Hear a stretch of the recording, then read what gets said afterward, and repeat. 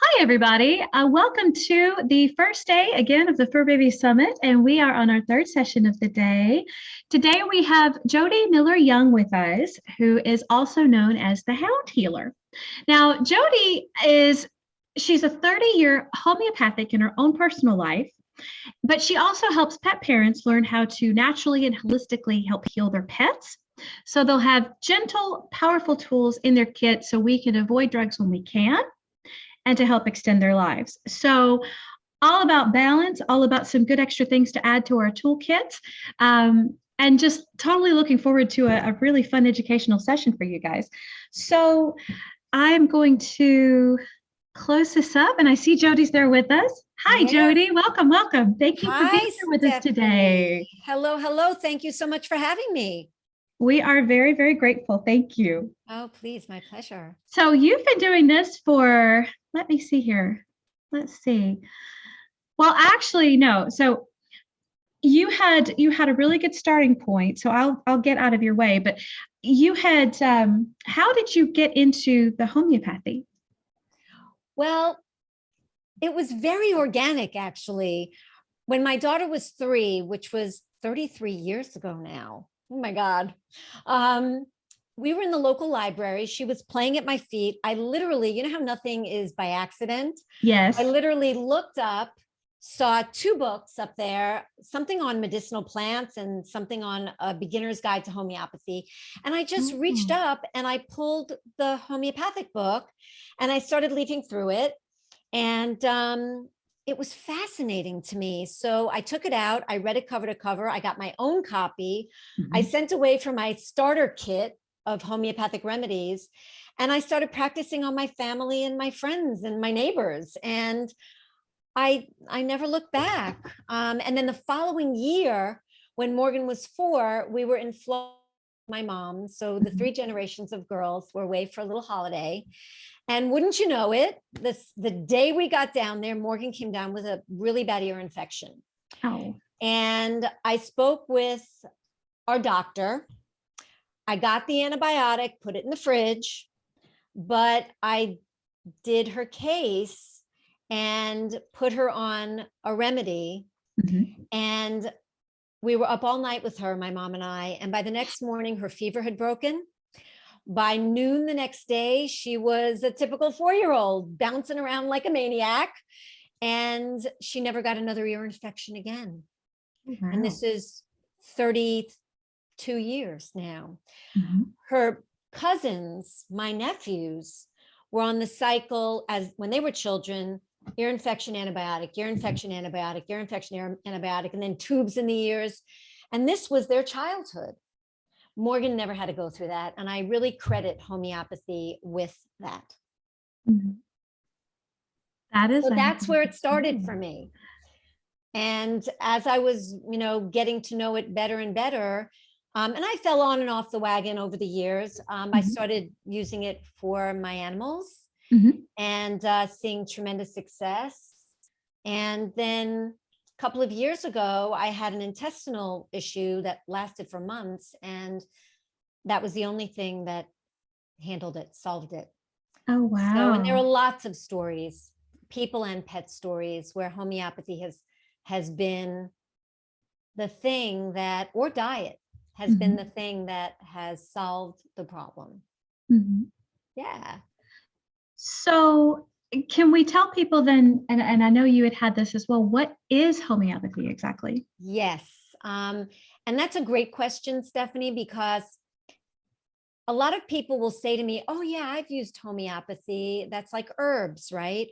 And it's not. Homeopathy is a very specific lane, and it is a medicine platform. It was created by a doctor and scientist almost 300 years ago.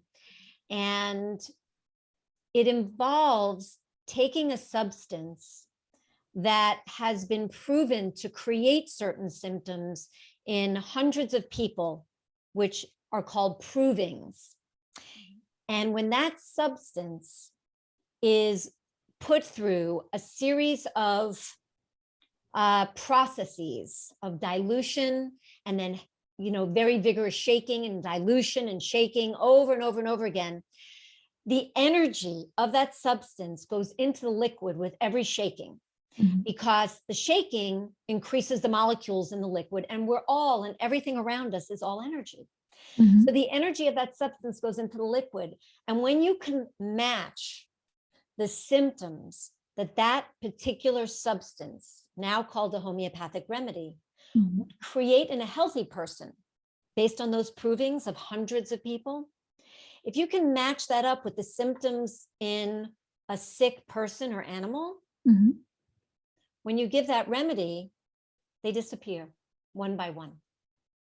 It literally, the energy of the remedy matches with, and it's more complicated to explain, so I won't go into the the real complicated part, but it literally matches with the energy of the illness, and it makes that illness, the symptoms in that illness, disappear. That is amazing. It really is amazing. We definitely have the time, so we would love to know some, or hear some of the stories that inspired you on that path and things that kept you going on it, because you've been doing this for a long time now. I've been doing this personally for a long time. I've been teaching pet parents about it only for about maybe a little over a year or a year. And I've had some great responses. In fact, one of my students, Lori, I think is with us today watching. Hi, Lori. Hey, Laura. But just to give you an example, another one of my students, Heather, has a dog. She has two dogs. One of them, Max, swallowed a sewing needle a few years ago. Yeah, it was terrible, and had to have an operation to have it removed. But it created a chronic stomach issue, intestinal issue in Max. And something very unusual to Max was that right before he would get a bout of this intestinal issue, his paw pads would get very red and raw. Inflammation. And she tried everything. She has a vet who is a, integrative vet. So complementary and conventional. And they tried everything and nothing worked for poor Max. So Heather took what she learned in my course. And in my course, you actually take the case of your animal. And, I was in touch with her after the course was over, and she prescribed a remedy for Max that it was two remedies, actually, because sometimes it's a journey from point A to point Z. Like with anything. And it's not always one remedy. In fact, oftentimes it's, one remedy gets you a certain distance and then it's another remedy.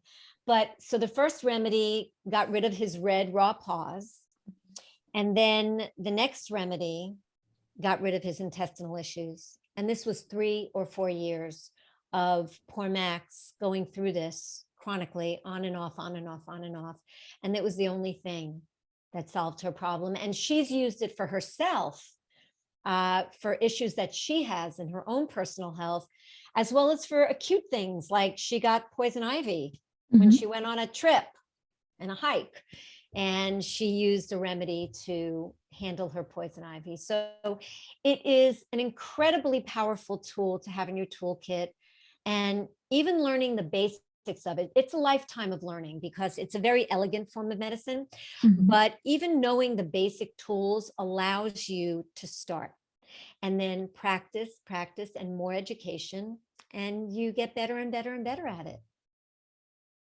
How did you come to the point where you wanted to start sharing this with other pet parents with their babies? Was there a particular case, or was it something that you had an epiphany about, or like how did that? Because we've talked, and you've got some amazing stuff that we were talking about, and I'm so glad you started talking about it, if that makes sense. And sharing about that, because it's hard to find. Oh, it absolutely is. And the funny thing is Austin is such a cool city, where I live now, where you and Scott are. And there are a handful of integrative vets, which is amazing. None of them, except for one, practice homeopathy. They do acupuncture, they do herbs like traditional Chinese medicine, nutrition counseling, but really none of them do homeopathy. It is a real skill. So, and it's a skill that I know can have a profound impact on a pet parent and their pets' lives. So that was part of it when I got to the place in my life where I really was ready to marry my passions, animals and natural healing. So I said, animals and natural healing, let's teach pet parents what I know and, you know, support them in being even better pet parents and taking back some control of their pet's health. You know, we go to the vets and vets are important. I'm not a vet basher. There's a time and a place for a vet. And I will say that when you know what to look for in your pet, there are times when you don't need to run to the vet. And there are times when you will choose to go to the vet for a diagnosis, but you don't choose to put your animal on drugs because they all have fallout.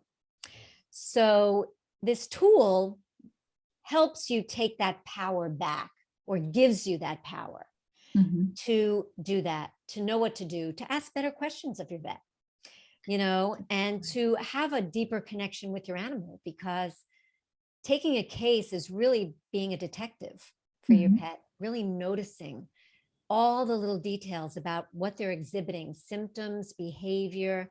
So it gives you a deeper connection with that animal. So it's a really great way to know when you need to run to the vet and when you don't, which helps save on vet bills, helps save on medications. A homeopathic remedy is about $7 or $8 and allows you to help your pet heal itself from the inside out in a way that generally, when you kind of go through the process, the healing process in homeopathy will result at the end of that in it being gone for good. Yeah. I think that's a powerful thing to have in your kit, because I mean, even on our side, I had a boy who, he had a full-on urinary block once before. Wow. Only one block ever, thank God. Yeah. But he got, and it was fixed by the vets, thank goodness. But there were certain things that I started to notice that after that, about 6 months after that, he got an infection.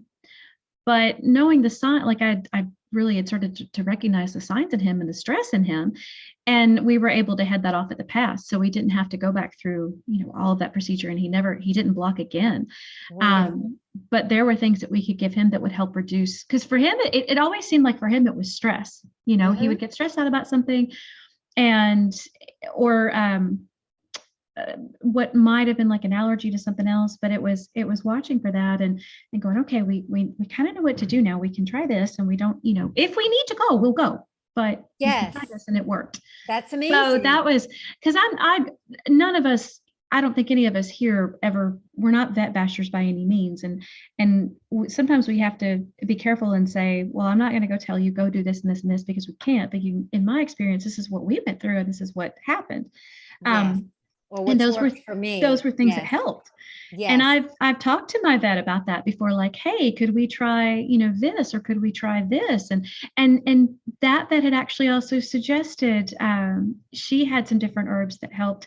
And I know that's different, but she had some herbs that had helped, but she was open to it, I think is where I'm going with that. Fantastic. I mean, that's the most you could ask for, is that openness, because the hardest thing, and I experienced this when my daughter was like 5 with her pediatrician.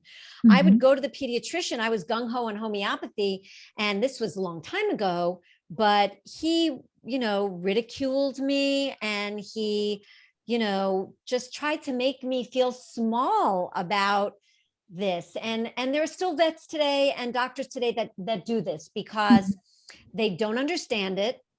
and they're threatened by it.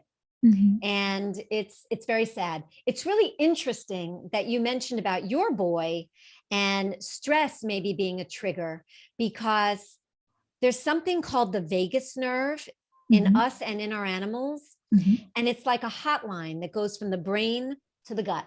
Mm-hmm. And we're learning more and more how important the gut microbiome is, and how it being balanced is so important to overall health, right? Mm-hmm. So that vagus nerve is this hotline that communicates with each other between the brain and the gut.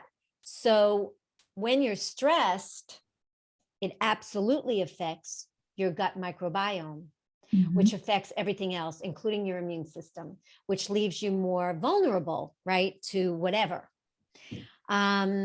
Which brings me to nutrition. Now, Yes. I adore Dr. Danny, and I love what Lap of Love does. And as I put in the chat during her talk, I've used Lap of Love with my Albie, one of my babies in that picture, who became my heart dog. And they're an amazing service. I don't agree, only because of what I've seen and what I've learned, that it doesn't matter what you feed. And I'm going to tell you a couple of stories. One of my students, her dog had a chronic ear infection. Mm-hmm. 3, 4, 5 years. Again, tried everything. Nothing worked. I suggested my nutritional, kind of protocol. Mm-hmm. And she changed Elliot's diet, got him off of a terrible dry food that he had been on for 5 years. Mm-hmm. And within 2 weeks, his ear infection was gone, and it has never come back. Another student, her dog had chronic eye stuff, Mm-hmm. and was kind of not as full of energy. Middle-aged dog, 8 years old, I think, at the time, 9 maybe. She too took my advice, my teaching, Mm-hmm. and switched Annie onto, at first, a raw diet, but every dog is different, just like every person is different. So frozen raw, which is what I feed my animals, may not work for every animal. Sometimes Mm-hmm. it's home cooking, sometimes it's freeze dried raw. They're all perfectly good. But she took Annie off of a food that was less nutritious, and the eyes cleared up, and Annie was behaving like a puppy, doing great. And in fact, about a month ago, she reached out to me. Annie had a UTI. Mm-hmm. It was a Friday night. She had tried her vet, but of course it was a Friday night. And she had taken what she learned from my course, and she talked to me about 2 remedies. We decided on one. Mm-hmm. She gave Annie the remedy. By the next morning, there was less blood in the urine. By that, like late in the day, Annie was much more back to herself. And by Sunday, she was her old self. Never had to go to the vet, never had to put her on an antibiotic. And she's been fine. Mm-hmm. So nutrition is critical. And this is why. Just like for people, if you were to eat McDonald's every day, what would happen? We know what would happen. You get really sick. There's a show about that.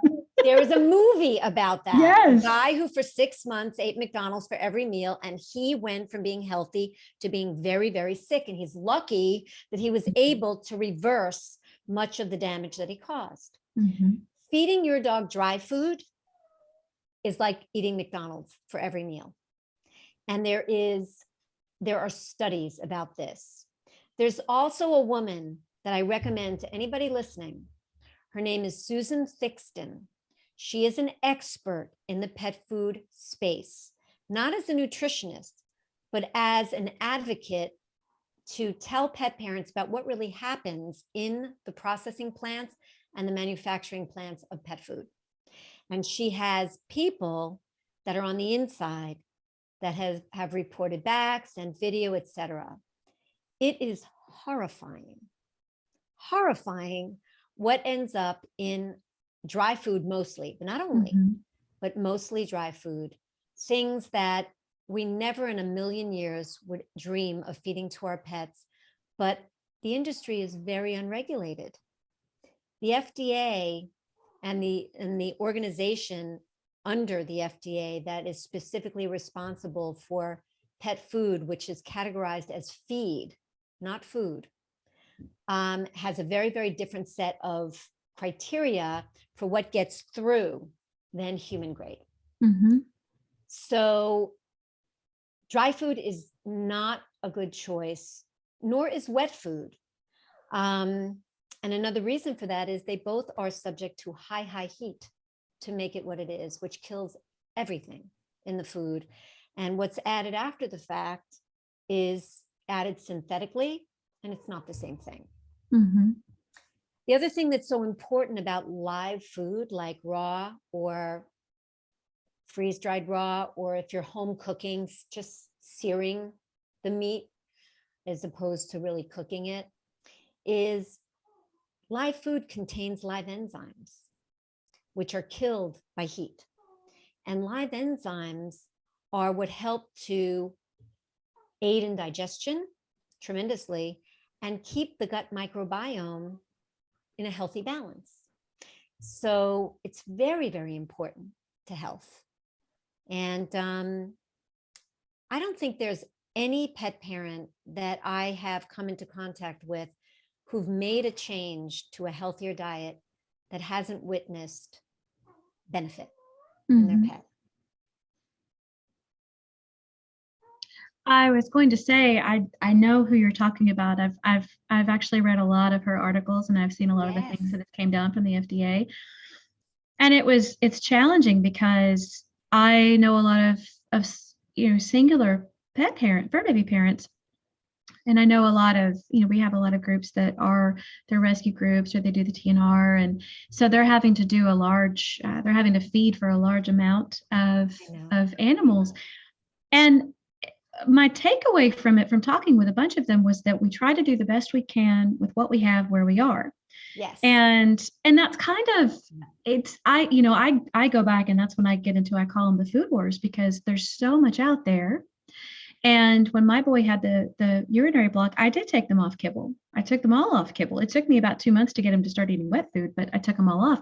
And then I even learned that, number one, it doesn't matter what the cost is. It can be the most expensive food on the shelf, but it may not be the best food, and it may not. Best is hard to define, and it might not be the best food for your cat. I mean, you can buy it for them, but they won't eat it, or your dog won't eat it. True. I've gone through, I don't know how many different types of foods, and my cat will look at me and go, "Yeah, not today." or we have a lot of and this was an interesting one for me.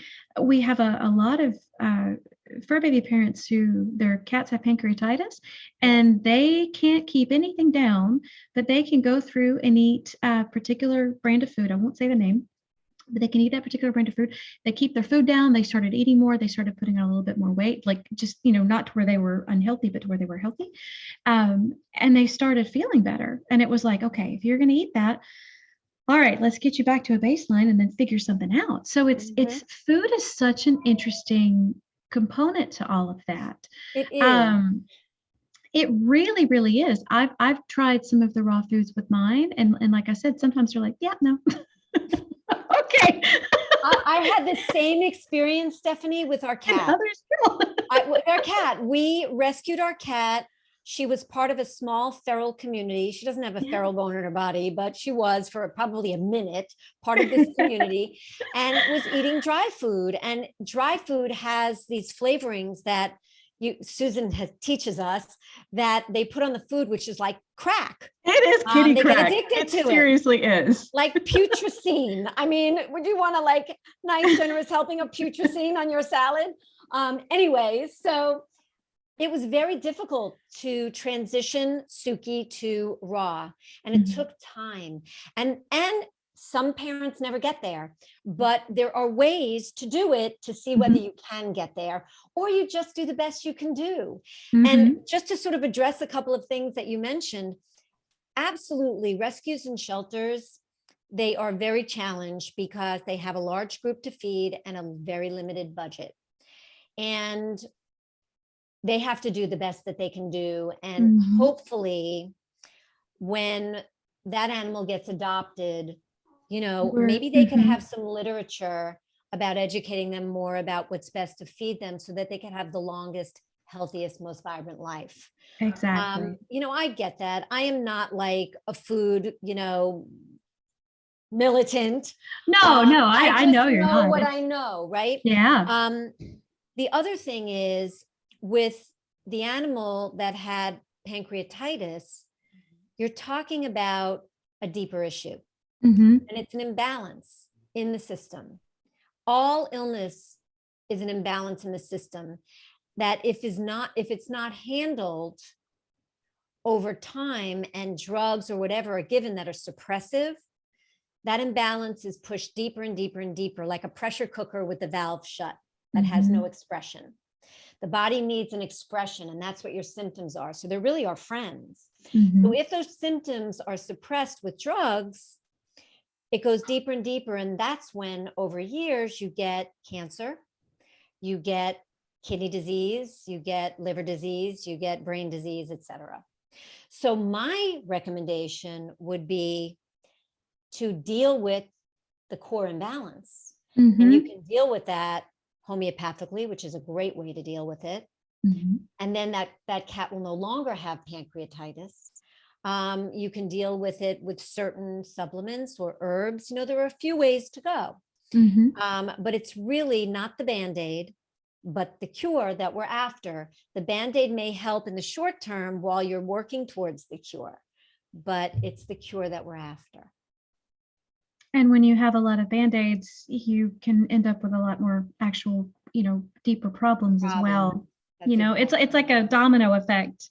Yes. I mean, and I found that especially with the kidneys. Once something started with the kidneys, it was a risk factor for so many other things. It was just, yes. Oh my gosh. Yes. We have a question. What are a few things that pet parents can start doing to help boost their pet's health or their condition beyond their diet? There are a couple of key supplements that I love. Mm-hmm. One is one that a lot of pet parents may not have heard of, which is called C60, carbon 60. And this is for pets as well as people. And what carbon 60 is an antioxidant on steroids, meaning it will neutralize free radicals or oxidative stress, both the same, two terms for the same thing, 172 to 270 times better. Oh, wow. Than vitamin C, vitamin E, and all of the other known antioxidants at this moment. Mm-hmm. And it's got a kind of an interesting story to it. It's a new form of carbon that was discovered in the mid-'80s by 3 scientists that won the Nobel Prize for it, for their discovery in the mid-'90s. Mm-hmm. But that discovery was geared more towards space and space stuff and industrial. Mm-hmm. About 2011 or 2012, 2 scientists, one of them from NASA, worked together in a think tank for a client in the industrial space. And one of the things they looked at was carbon 60. Mm-hmm. And through the experiments that they were doing, they ended up discovering a health benefit of it. And that really intrigued them. So they, after this work with this industrial client, peeled off to further their research into carbon 60 for health. Mm-hmm. And they started doing experiments on themselves, friends, family. And literally, one of the first experiments they did is mind-boggling. One of the scientists' name is Max Champy. Mm-hmm. And Max got a call from his son saying that his 88-year-old mom was having symptoms of Alzheimer's. Mm-hmm. She was forgetting her keys, forgetting stuff. And so he took a beta version that the carbon 60 is suspended in oil, and it's very high quality oil. So at that time, back in 2012, it was suspended in a high quality olive oil, cold pressed organic olive oil. He took a few bottles with him to his mom's, and he and his mom started on carbon 60. Mm-hmm. 30 days later, her symptoms of Alzheimer's had regressed So she was doing much, much better. 60 days later, she went to take her driving test and passed. And I think 120 days after starting on C60, she retook her driver's test without glasses. Now, let me just tell you that she's needed glasses on her license since she's 42 years old. So at 88, she retook her driver's license without glasses and passed. And Max had to buy her a little smart car where she was like tooling around Denver, terrorizing people. Max's colleague, another doctor, had severe macular degeneration. She had to get those injections in her eyeballs. Oh gosh. Yes, terrible. And she was losing her sight. She went on C60. Mm-hmm. And over the course of a couple of years, she stopped having to get the injections, and she regained a good deal of her sight. She's not 100% there, but she's regained a good deal of her sight. Another friend of Max's had to have double hip replacement. He started on C60 and he took meticulous notes. He's an engineer, so he took like meticulous notes about everything. He never had to get his hips replaced. Oh my goodness. Totally good. So, and there are so many stories about humans, but now also about animals over the past 3 years. So growths that have disappeared. Max's 8-year-old dog, Chloe, had severe heart disease. C60 cured her. And beyond curing her, it started to reverse the graying of her hair. Because, and listen to this, everybody listen to this. Once you're able to neutralize the overload of oxidative stress that you have and your pets have in our bodies, which is impossible to avoid today. We live in a very toxic world. We do. Once there's more of a balance between oxidative stress and the antioxidants that your own body and your pet's body produces on its own, the body is able to do what it was designed to do, which is reverse conditions, reverse disease, reverse aging. So that is what's happening with Chloe. That is what's happened with Max. I mean, I can share a photo of Max from 2015. Should I do that? A photo of Max from 2015 and then a photo of him from late last year. I'm going to need to find that photo really quickly and put it up on my screen. So bear with me. Okay. While we're doing that, we've got a little bit of time left. We have a question. Can you tell us about your teachings or your course that you offer? Absolutely. Here we go. Thank you. My course is a 6-week course. It is, there we go. So let me get rid of that. Okay, so here is Max. I'll just put this up on the center of my screen and I'll share it. Let's go here. Let me go back and share my screen. I think you might have to give me permission to do that. You should be good to go. Oh, here we go. Okay. Oh, I found it. She's button pusher. Okay, so this is Max Champy. And on the left, can everybody see him? Yes. Is him in 2015. And on the right is 2021. Max has had no work done. I was just going to ask. No work done, no injections, no surgery. He's 61 in 2021. So look at his skin.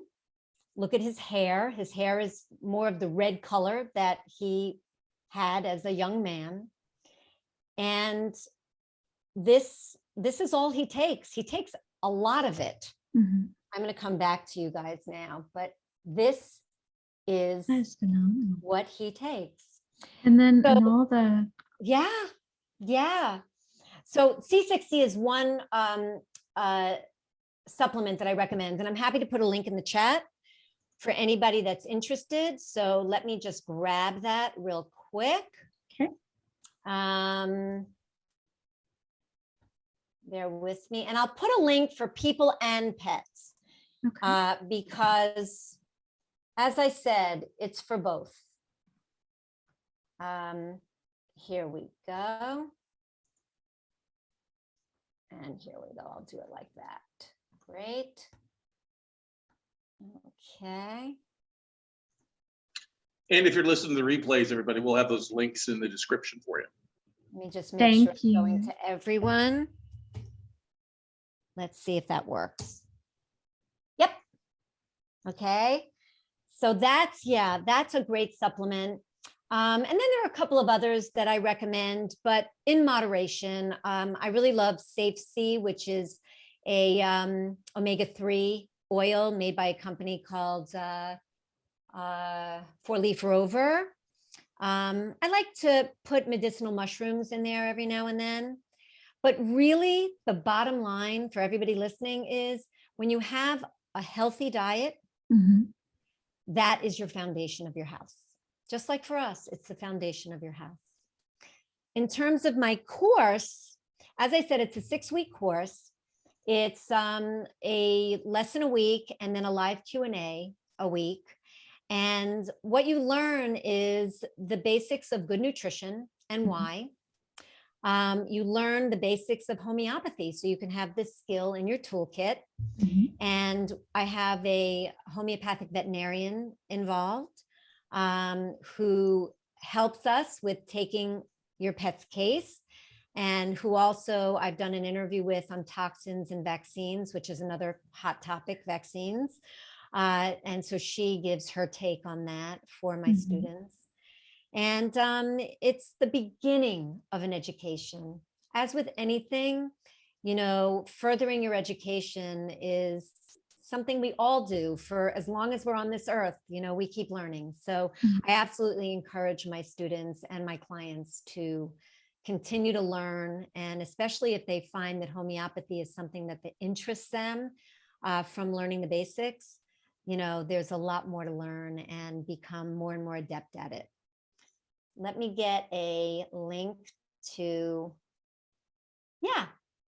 that is my site. And you can see courses right up there. Okay. And that's a link to the page about my course. Thank you for sharing that with us. He's got that for us in the comments. And thank you for being on today. I know it's like I said earlier, this is another component to caring for our fur babies. And it's nice to be able to have a conversation about it because, I mean, in the past, it was a hard conversation to have. And I feel like things are opening up more that it's, you know, like I said, again, no one's bashing any vets or veterinary medicine or nothing like that. No. But there's other things that, you know, we can do in conjunction with that. And there's some things that some pets respond to that other ones don't. I've got a really good friend who swears by the mushrooms and she's got a regimen that she gives hers. And I've done the fish oil for years. There's just a number of different little things, but it all adds up, and it seems to go back to reducing their stress load and giving their immune system a break, and their body heals faster. It's just two fascinating quick things, Stephanie, that I want to share before I say goodbye. And I'm so grateful to you both for having me on, because this is my mission, to share what I know with the world of pet parents and people, because, you know, I've just seen how much good it can do. And I want people to at least know. So two quick things. One, another student of mine, her dog, a greyhound, like a lot of greyhounds, unfortunately, developed bone cancer, osteosarcoma. And we had honey on homeopathic remedy that was helping her. She changed Honey's diet, and she had her on mushrooms, and she put her on C60 in a high enough dose of C60, which, by the way, there's no toxicity level ever found for C60. And they've tested it extensively in animals and people. And her vets and her oncology vets were dumbfounded that this extremely aggressive form of cancer in 4 months had not progressed very much at all. Now, she chose to amputate which is great, but not chemo, not radiation. She chose to do a special stem cell type of therapy with homeopathy. And Honey is doing great. Honey is still in the midst of that stem cell therapy. But the point I wanted to make is because Honey's immune system was supported with diet, homeopathy, the mushrooms, C60, in 4 months, this did not progress very much at all. And it dumbfounded everyone. So that's one thing. The other thing I want to share is May is Mental Health Awareness Month. And one of the things that I teach in my course is the happiness protocol. I didn't coin it. It was coined by a holistic veterinarian who I adore. But what it means is find out what your pet loves, loves, loves, and do more of it. That's a nutshell of what it is, because happiness in us and in our animals boosts the immune system. And you can even get a blood screen on your pet beforehand, do the happiness protocol for a month, get another screen, or for 2 months, get another screen and see the difference in their levels. It has shown to improve their blood panel. So the happiness protocol for May and for every month. I would love to share that. I know for our dog, that would have been running laps on the beach into the ocean, because nothing lit her up more than that. It absolutely did. I mean, you could tell. The next day she couldn't get off the couch, but the day before, I mean, she was just like a puppy again.